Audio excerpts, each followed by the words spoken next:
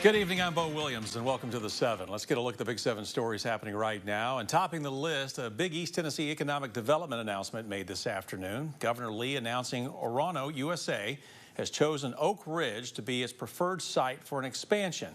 Now, the site is a multi-billion-dollar investment in a centrifuge uranium facility. The facility will be 750,000 square feet, making it one of the largest uranium enrichment centers in North America.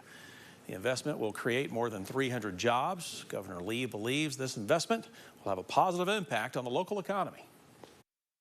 This company's significant investment, significant financial capital investment here, and the hundreds of jobs that are created, as was mentioned, is probably not the finish line, it's the starting point. During the announcement, officials also said this is the single largest investment in Tennessee history. Next on our list for you, news from the high school gridiron. Loudoun County Schools announcing it has removed Greenback High School head coach Tommy Clemmer after an incident with a player during their last game. Now, the school system announced Gray Williams will serve as interim head coach for the time being. This stems from a conversation between Loudoun County Sheriff's deputies, the student, and his parent. Details of the incident are unknown, but we know the family at the time declined to press charges. However, we're told that is subject to change. Now, the school system released a statement saying in part, quote, "Our education policy sets the expectation that all teachers and coaches create a positive atmosphere in and out of the classroom, and that they extend courtesy and respect to all students.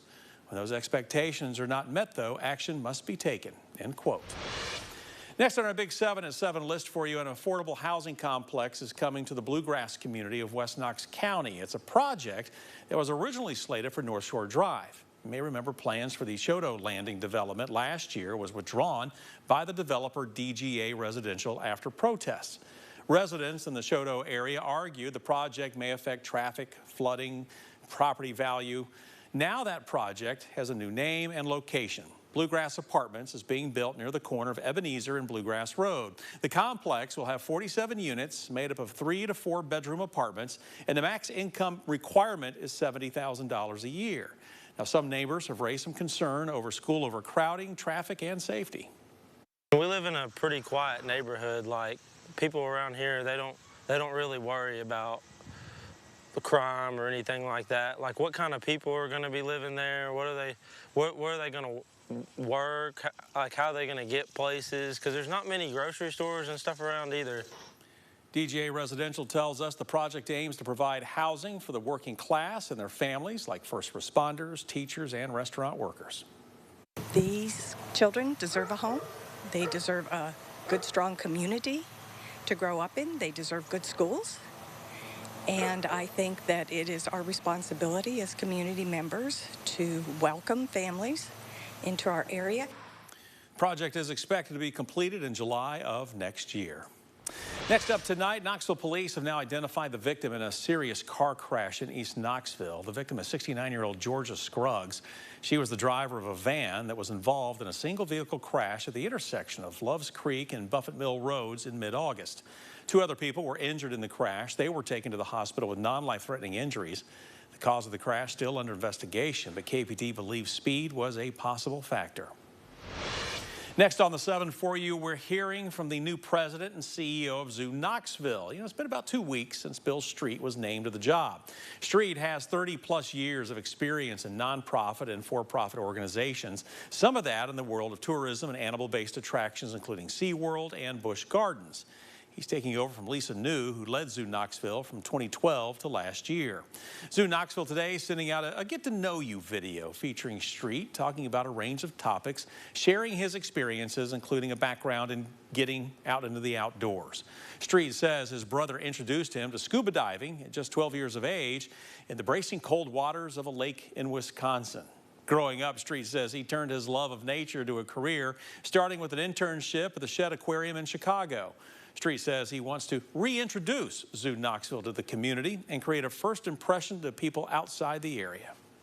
This zoo is not too big and it's not too small. It's like perfect sized. And so we have the ability to do some very innovative things and kind of punch above our weight in terms of the types of things that we do. And I look forward to bringing Already Zoo Knoxville is already well known in the community, but I'm also looking forward to bringing attention throughout the country and internationally to this wonderful facility. Street went on to say that every day brings opportunities to help provide experiences with nature that could inspire a career like it did for him, or instill a sense of wonder and respect for the natural world.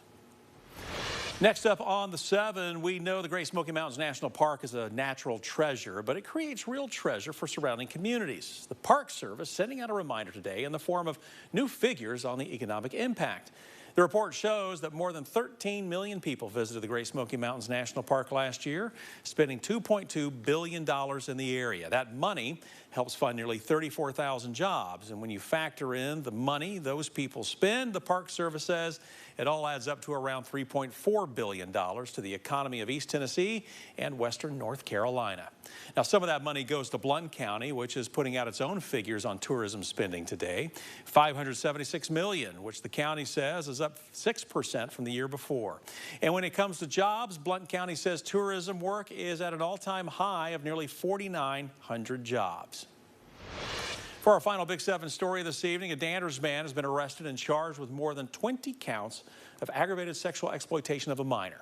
Jefferson County Sheriff's Office confirms 39-year-old William Nick Eden was taken into custody and is being currently held at the County Detention Center. Now, we're told this happened after a 2-month-long investigation, which started with a tip to the Sheriff's Office of explicit material being sent over the social media app Snapchat. He also was charged with 1 count of solicitation of a minor to observe sexual conduct.